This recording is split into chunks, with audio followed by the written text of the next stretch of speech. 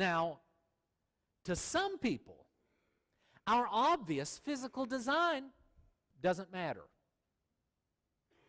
For example, the American Psychiatric and Psychological Associations don't seem to care all that much what our physical design is in regard to whether or not homosexuality is normal. It's not convincing to them. This is because those organizations are operating on a worldview that claims that we weren't designed. We evolved by chance. Therefore, it doesn't matter how our bodies are shaped because it just came about by chance. But for those of us who believe in a creator God, we don't believe that the shape of our bodies is accidental. We believe that God chose to design us as male and female, just as the Bible teaches, just as what we just read. And that is what Paul is referring to when he says that homosexual actions are unnatural. As the next note on the note sheet says, homosexual actions go against the obvious, God-chosen design of our bodies. Now, perhaps, given what I said a minute ago, we might have some folks sitting here thinking, but Kevin, what about the fact that homosexuality occasionally occurs among animals? Isn't that part of the nature that God designed? Folks, even though God designed the natural world, the so-called natural world is not currently as God originally designed it. Follow me on this. In Romans chapter 8, the Apostle Paul teaches that all of creation is in bondage to the decay of sin. All of creation is in bondage to the decay of sin. See, sin has not merely affected humanity. As the note sheet says, sin has distorted and damaged all creation. That's why, as we read in the sermon last week, that one day God will create a new heaven and a new earth, a creation free from the damaging effects of sin. Folks, the world is not as God created it to be.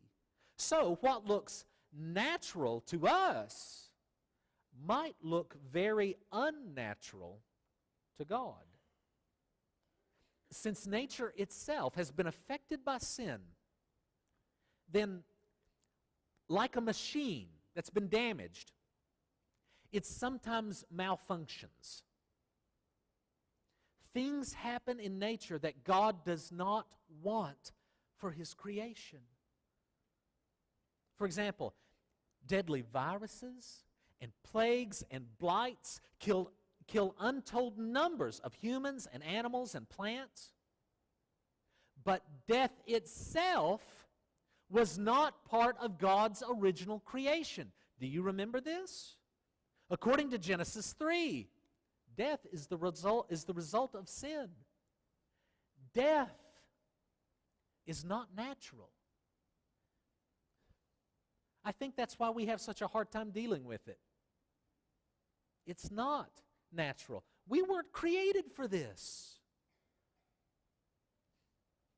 Other things happen in nature that God never originally intended to happen. For example, babies are born with heartbreaking conditions that God didn't want us to have to deal with.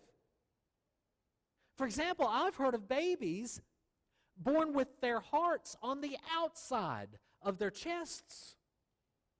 Of course, we try to fix such things through surgery.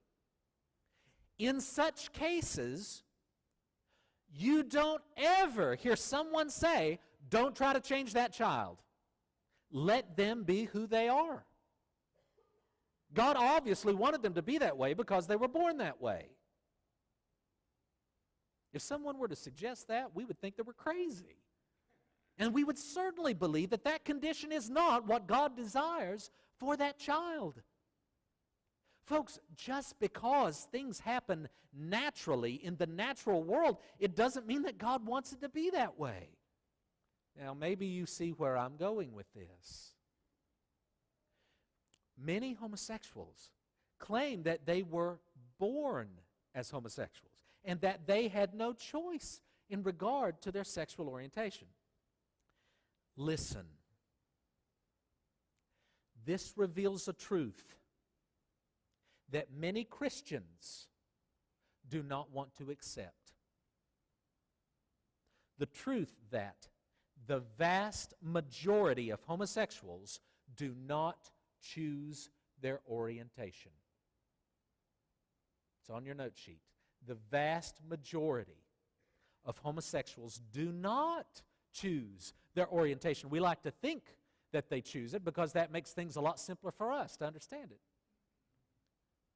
Folks, I have spoken with both men and women who have said through tears that they would give anything to not feel same-sex attraction. They didn't choose it. Now, whether or not they were born with a homosexual orientation is a question that is very much up for debate. Regardless of what you may have heard reported in the news over the past 15 years, scientists have still not been able to fully understand the cause or causes of homosexuality. They admit this. The American Psychiatric and Psychological Associations admit this. It's still not clearly understood. But even if it is ever proven that people are born that way, it wouldn't mean that God wants them to be that way. As I said before, people are born with all sorts of conditions that we recognize are not God's will because nature itself has been damaged by sin. So, if people are born as homosexuals, it would certainly make their situation all the more tragic and all the more heartbreaking. But it would not make homosexual acts any less sinful.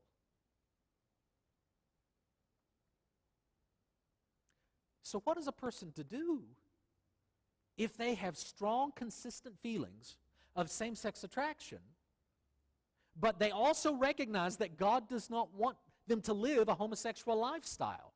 They don't want to live in line with those feelings. What are they to do? There are several Christian organizations that are committed to helping people deal with unwanted homosexuality. The largest of these groups is called Exodus International. They work to help people change their sexual orientation or at least lessen their feelings of same-sex attraction.